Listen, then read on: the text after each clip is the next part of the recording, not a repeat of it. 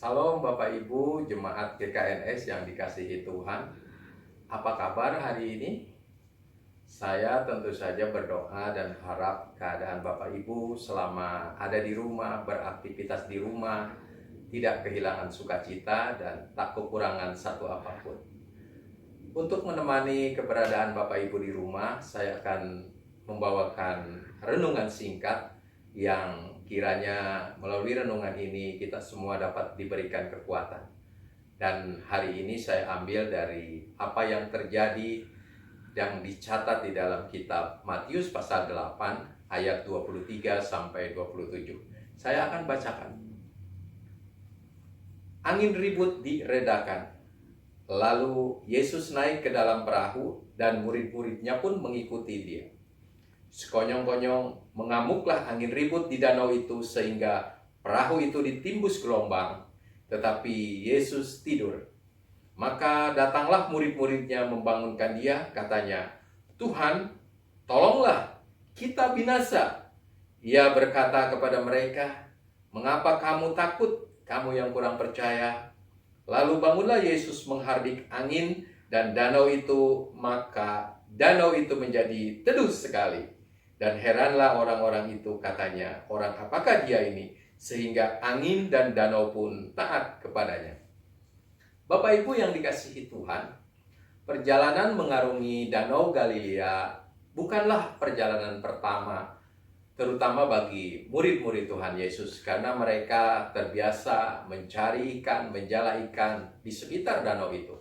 Dan badai yang melanda pastinya juga bukan badai yang pertama. Ketika mereka mencari ikan, menangkap ikan, pastinya ada badai-badai yang menerpa mereka. Tetapi luar biasanya, hari itu mereka semua dikejutkan, mereka semua ditakutkan dengan badai yang luar biasa ini. Sampai di ujung ketakutan, di ujung kepanikannya, murid-murid berseru kepada Tuhan Yesus, "Tuhan, Guru, kita binasa. Kita binasa."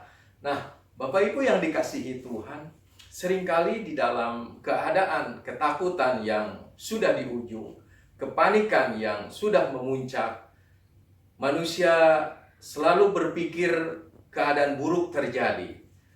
Nah, itu adalah hal yang wajar. Tetapi belajar dari kejadian mengenai murid-murid Tuhan Yesus ini, kita diingatkan bahwa ada Tuhan Yesus. Dan Tuhan Yesus katakan, "Jangan takut." Ketika Tuhan katakan jangan takut, biasanya Tuhan juga berkata, "Percayalah kepadaku." Jadi artinya selama ada Tuhan, selama kita percaya kepada Tuhan, maka kita sebaiknya harus tenang, sebaiknya jangan takut. Ketika Tuhan berkata jangan takut, artinya kita jangan dikuasai oleh ketakutan, seolah-olah kita meniadakan Tuhan di sisi kita, padahal Tuhan ada. Nah, Bapak Ibu yang dikasihi Tuhan, berkaitan dengan kondisi sekarang ini, ya, kita percaya bahwa ini kejadian, pengalaman, kondisi yang pertama bagi kita. Situasinya mungkin juga menakutkan, situasinya mungkin mengkhawatirkan kita karena kita tidak pernah diperintahkan seperti ini. Aktivitas kita dibatasi, gerak kita dibatasi, dan kita hanya bisa tinggal di rumah. Dan Bapak Ibu, pastinya ini juga akan mendatangkan ketakutan, kekhawatiran kepada kita. Tetapi belajar dari apa yang dicatat di dalam Matius 8 tadi, kita belajar bahwa Yesus ada menyertai kita dan Dia meminta kepada kita untuk tidak takut, percaya saja kepada Dia. Bapak Ibu yang dikasihi Tuhan, ketika Daud mengalami ketakutan yang memuncak, ketika dia ada di dalam ujung kepanikannya, dia berkata di dalam Mazmur pasal 34, "Ketika aku mencari Tuhan, maka Tuhan menjawab dan Ia menghilangkan kegentaranku." Hari ini kita butuh bahwa ketakutan kita, kekhawatiran kita hilang.